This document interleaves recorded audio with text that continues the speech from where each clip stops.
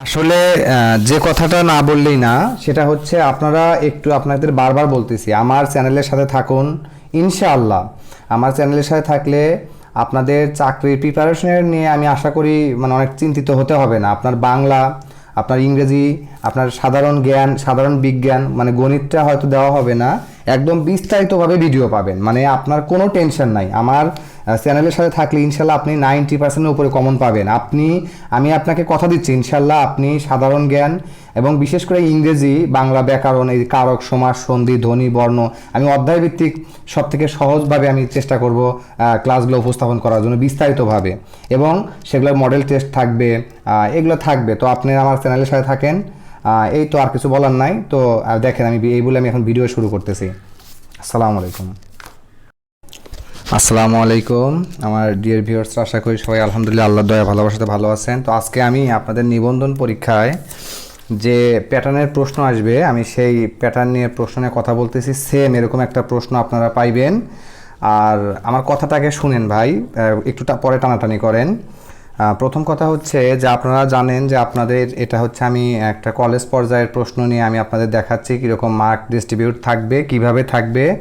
আমি আরও কয়েকটা মডেল দেখাবো, মানে প্রশ্নের নমুনা দেখাবো। তো সবাই সাথে থাকুন। তো আপনারা জানেন যে 10টি ইউনিট থেকে সাধারণত কলেজ পর্যায়ে 10টি প্রশ্ন করা হবে। তো দেখেন অন্য বছরের মতো এখানে কিন্তু কোনো অথবা প্রশ্ন নাই। যেমন দেখেন এখানে যে 10 নাম্বার, এই যে 1 2 3 4 এখানে এইভাবে 10 পর্যন্ত দেওয়া আছে। এখন মার্ক ডিস্ট্রিবিউটটা কি, আমি যেহেতু আমার এখানে একটা ছোট ভাই আছে, ও প্রাণীবিদ্যা থেকে নিবন্ধন পরীক্ষা দিবে, এই জন্য আমি এই প্রাণীবিদ্যা রিলেটেড বই হয়তো দেখেন। তো সবার প্রশ্নর প্যাটার্ন একরকমই হবে। দেখেন প্রথমে এই যে লেখা আছে যে আপনার অষ্টাদশ শিক্ষক নিবন্ধন পরীক্ষা 2024, বিষয় ও জীববিজ্ঞানে পড়ে, তাই জীববিজ্ঞান আপনার যে সাবজেক্টে পড়েন সেই সাবজেক্ট থাকবে। দেখেন বিষয় কোড কিন্তু নতুন, এই যে নতুন সিলেবাস অনুযায়ী কিন্তু বিষয় কোডটা দেওয়া হয়েছে, তাই না? তো পদের নাম এই যে সহকারী শিক্ষক জীববিজ্ঞান, এটা হচ্ছে আপনার স্কুল পর্যায়ে, হ্যাঁ এটা স্কুল পর্যায়ের প্রশ্ন। এই যে সহকারী শিক্ষক, আর নাহলে এখানে প্রভাষক থাকতো আর কি। তো দেখেন সময় 3 ঘন্টা, পূর্ণমান 100। দেখেন কীভাবে প্রশ্ন হতে পারে। 1 নম্বরে দেখেন ক খ গ, প্রথম প্রশ্নের মার্ক দিচ্ছে 2, আর এর বৈশিষ্ট্য কি, যেমন লিখছে 2। তাহলে আপনারা যে সাবজেক্টে পড়েন এরকম ছোট প্রশ্নগুলোতে 2 দিবে, হয়তো খতে 3 দিবে, গতে 5 দিবে। তাহলে অর্থাৎ আপনার প্রত্যেকটা এই যে 10 1 2 3 এই ইউনিট থেকে আপনাকে মিলিয়ে দিবে যে টোটাল 10 মার্ক। এখন সেখানে 3টা প্রশ্ন থাকতে পারে, 2টাও থাকতে পারে, একটাও থাকতে পারে। যেমন দেখেন 2 নম্বরে 3টা প্রশ্ন দেওয়া হয়েছে যে বৈজ্ঞানিক নামকরণের নিয়মগুলি কি, ভাইরাস ও ব্যাকটেরিয়ার পার্থক্য, একটি ডিএনএ ভাইরাসের গঠন। তাহলে দেখেন 2 3 5, তো সেইভাবেই আশা করি লিখবেন। যেমন এই যে এখানে বৈজ্ঞানিক নামকরণের নিয়ম বলতে ওই যে আপনার ICZN বা ICBN, ক্যারোলাস লিনিয়াসের যেমন ওই 8টা কি 10টা মনে হয় আছে, পয়েন্ট আছে, লিখলেই এনাফ। তো যাই হোক এটা জাস্ট রুলস, আর কিছু না। তো এই তো যেমন দেখেন 3 নাম্বারে কিন্তু এখানে এই ক খ গ, তাহলে আমরা এই নমুনা প্রশ্নে দেখতেছি যে প্রত্যেকটা প্রশ্নে আসলে ক খ গ গ দেওয়া আছে, অর্থাৎ 5 2 3 5 2 3 এইভাবে প্রশ্ন প্যাটার্ন আছে। আমরা আরেকটা নমুনা প্রশ্ন দিয়ে আমরা প্র্যাকটিস করি। তো আপনারা আরেকটা নমুনা প্রশ্ন দেখেন, সেখানে দেখেন লেখা এই নমুনা প্রশ্ন দেখেন, এখানে দেখবেন প্রথম দেখেন ম্যাক্সিমাম প্রশ্নে ক খ গ ক খ গ এইভাবে প্যাটার্ন করে দেওয়া আছে, তাই না? তো আপনাদেরও এইভাবেই থাকবে ক খ গ।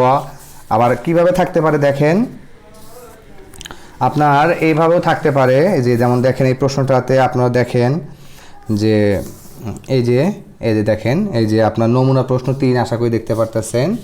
এই নমুনা প্রশ্ন 3 যে আছে, হ্যাঁ নমুনা প্রশ্ন 3 যেটা আছে দেখেন এখানে 1 ক খ, তার মানে কতে 5 খতে 5, তাহলে এখানে কিন্তু গ নাই, তার মানে 5 5, অর্থাৎ আপনাকে 10 মিলাইতে হবে, মানে 10 মিলিয়ে দিবে।